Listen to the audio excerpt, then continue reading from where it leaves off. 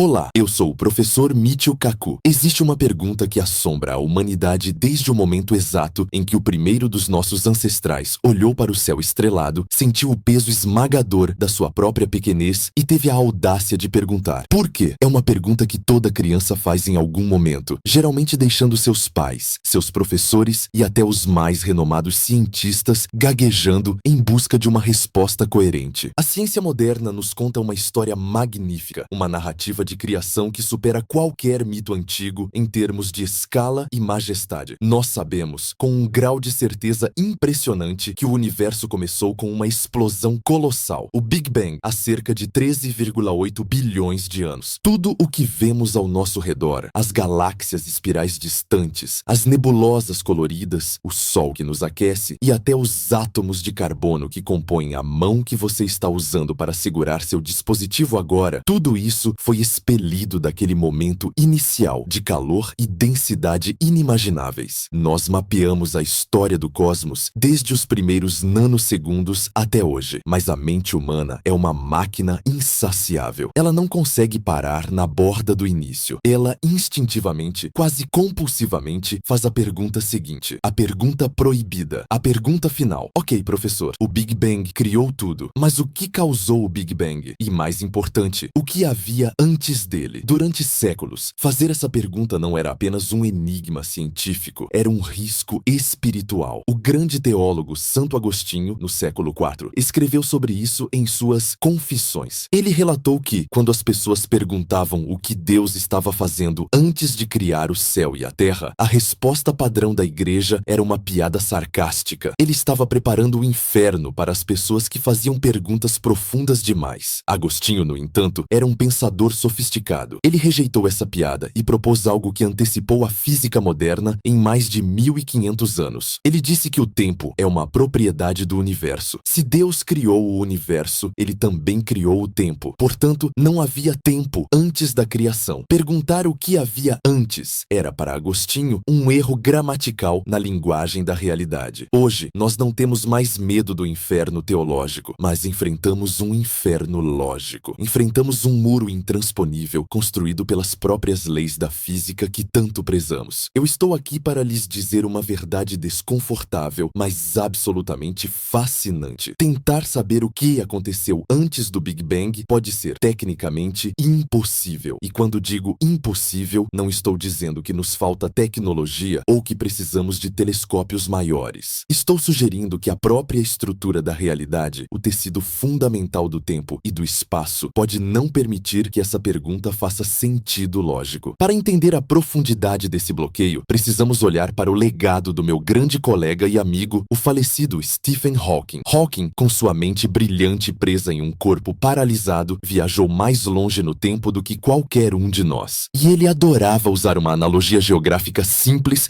para explicar esse paradoxo temporal para o público. Ele nos pedia para imaginar o planeta Terra. Imagine que você está caminhando em direção ao Polo Norte. Você caminha para o norte, passando pelos Estados Unidos, atravessa o Canadá, cruza o gelo do Oceano Ártico e, finalmente, depois de uma jornada exaustiva, você chega ao ponto exato do Polo Norte geográfico. Você está no topo do mundo. Agora, eu lhe faço um desafio. Dê mais um passo para o norte. O que você faz? Para onde você olha? Você pode olhar para o horizonte, mas qualquer direção que você escolha agora é sul. Leste e oeste não se aplicam ali da mesma forma. E norte. A pergunta, o que há ao norte do Polo Norte, não tem resposta. Não porque haja um muro intransponível lá, ou porque haja um abismo vazio. A resposta não existe, porque a própria definição de norte perde o sentido naquele ponto singular. O conceito de norte nasce e morre com a geometria da Terra. Você não pode ir para um lugar que não existe geometricamente. Perguntar o que há ao norte do Polo Norte não é uma pergunta profunda, é uma pergunta mal formulada. Hawking e a relatividade clássica de Einstein argumentavam que o tempo funciona exatamente da mesma maneira. O espaço-tempo é curvo. Se você voltar no tempo, viajando 13,8 bilhões de anos para o passado, o universo fica menor, mais quente e mais curvo. Eventualmente, você atinge o polo norte do tempo, o momento tesodalera. Se o Big Bang foi o evento em que o espaço e o tempo foram criados e desenrolados, então perguntar o que aconteceu antes do Big Bang é exatamente como perguntar o que há ao norte do Polo Norte. O tempo, como uma dimensão linear, começa no Big Bang. Não existe ontem, quando o relógio universal ainda não foi construído. O conceito de antes exige uma linha do tempo pré-existente, mas a relatividade geral nos diz que a linha do tempo é elástica e finita no passado. Portanto, a barreira que nos impede de ver o antes não é a ignorância, é a geometria. No entanto, e aqui está a reviravolta que move toda a física moderna, essa resposta clássica de que a pergunta é estúpida e não deve ser feita, não satisfaz mais os físicos do século XXI. Por que não? Porque nós sabemos que a teoria da relatividade geral de Einstein, embora seja uma das maiores conquistas intelectuais da história humana, está incompleta. Ela é uma teoria da gravidade, do muito grande, das estrelas e galáxias. Mas no momento do Big Bang, o universo não era grande. Ele era inimaginavelmente pequeno. Ele era menor que um átomo, menor que um próton, menor que a menor partícula que podemos conceber. E quando as coisas ficam tão pequenas, Einstein perde o controle e outra força assume o comando, a mecânica quântica. Se você rodar o filme do universo para trás, espremendo todas as galáxias, toda a matéria escura, toda a luz e toda a energia em um ponto cada vez menor, você chega a uma densidade tão absurda e a uma temperatura tão extrema que as leis da física que conhecemos literalmente derretem. Nós chegamos a uma barreira física real, não apenas uma barreira lógica, mas um muro de fogo e caos matemático. Nós a chamamos de muro de Planck. Isso acontece quando o universo tem apenas segundos de idade. Isso é 0,